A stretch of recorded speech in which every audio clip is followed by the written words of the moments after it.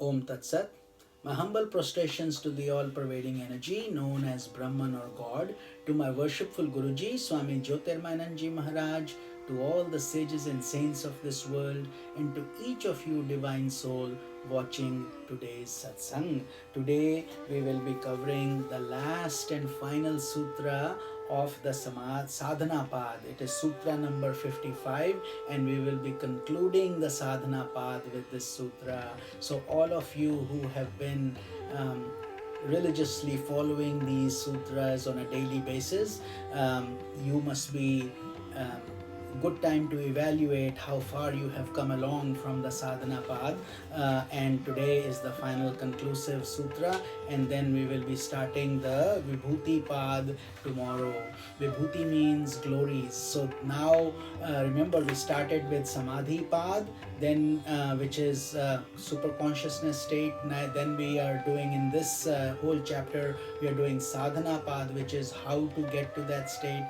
And then now that we have achieved all that, Vibhuti Pad is going to share with us the glories that we achieve by all this penance and practice and tapasya that we have done. So sutra number 55 is Tataha Parama Vashayeta Indriyanam. Let's repeat. Tataha Parama Vashayete Indriyanam. So Tataha means by that the perfection of Pratyahara, which means perfection of going within, where the chitta, the sense objects, are no longer trying to go outwards. They are perfectly calm inside.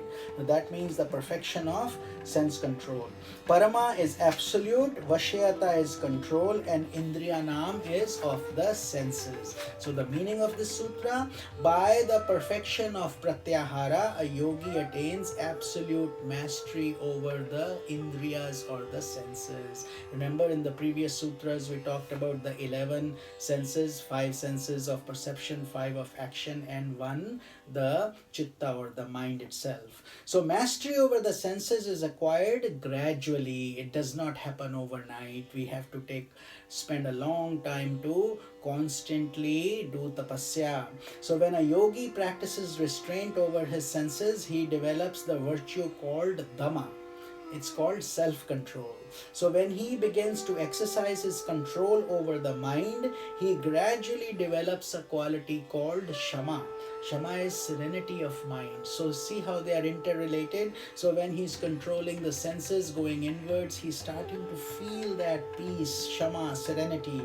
And when the pranas are controlled by hatha yoga, which we just talked about, pranayam and so on, therefore don't try to skip these sections. There is a logical sequence the way sage Patanjali is guiding us. There's a lot of intelligence through his wisdom and through his visions that he has put these sutras in that order. So if you miss a sutra, go back to that sutra to first understand the deeper meaning and then build upon that. It's like learning how alphabets, you first learn the alphabets, then you can make small words, then you can make sentences, and then you can write books. So the same process applies here. Our fundamentals have to be very clear and very strong.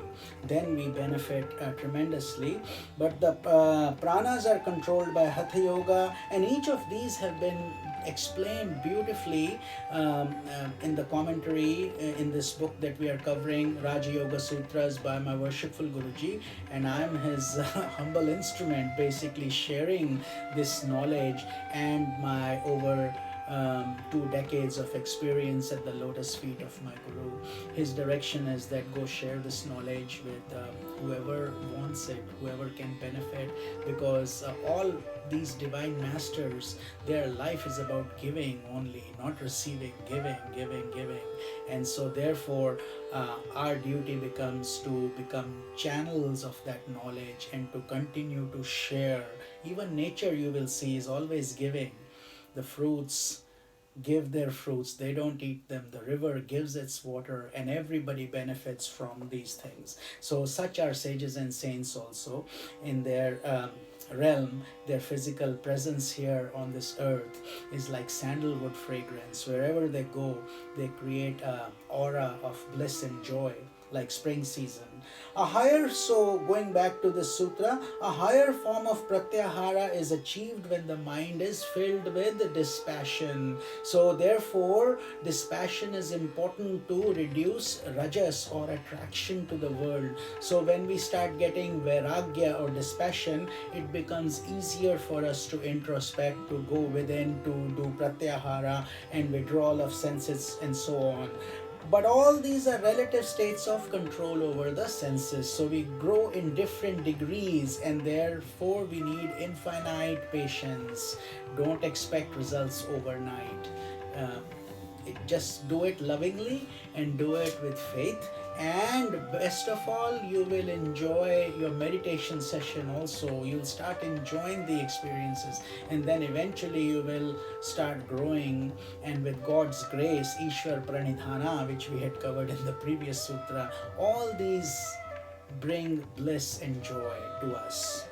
But like I said, we need to have faith and love. So when a yogi becomes fully established in pratyahara, he gradually advances in concentration, meditation and samadhi. This is called dharana, dhyana and samadhi. Dhyana is one-pointed and samadhi is the actual experience of transcending time and space. So he becomes detached even from the chitta or the mind stuff itself.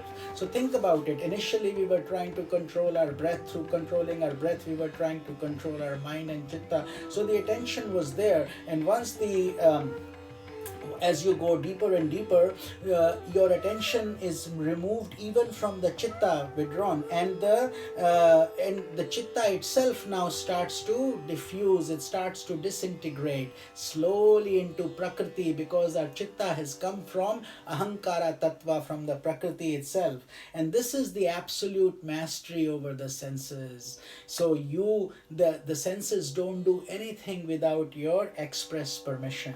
So an enlightened sage, though living in this world, transcends the chitta, and thus he possesses supreme pratyahara. So while we are sadhaks, we are practicing these things, our masters here are enlightened masters. They have actually achieved that state, and their blessings will help us also to cross this cycle of birth and death.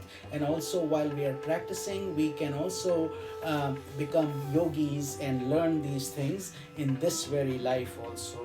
So with this, this ends the second chapter, known as the Sadhana Pad in the Raja Yoga Sutras of Patanjali. So we have covered each one of those, and I have tried to keep this process as simple as possible, as bite-sized as possible for busy people. So if you hear one sutra at a time, just build on it. It's like building muscles, and then practice on it just a little at a time, and then you will be able to expand your practice as well. You will see the benefit of these beautiful wisdom nuggets that I'm humbly trying to put out for you. But all this wisdom is coming from our Guruji, Swami Jyotirmayananda Maharaj, and I'm just sharing some of my practical insights that I'm also observing as being a sincere aspirant. Om Tat Sat. This is Swami Nikhilananda. So with this we are concluding the Sadhana Pad, 55 sutras, and tomorrow we will be starting a brand new chapter. So let's pray and hope that we continue on this journey and we finish all the Raja Yoga Sutras of Patanjali Maharaj. Hari Om Tat Sat.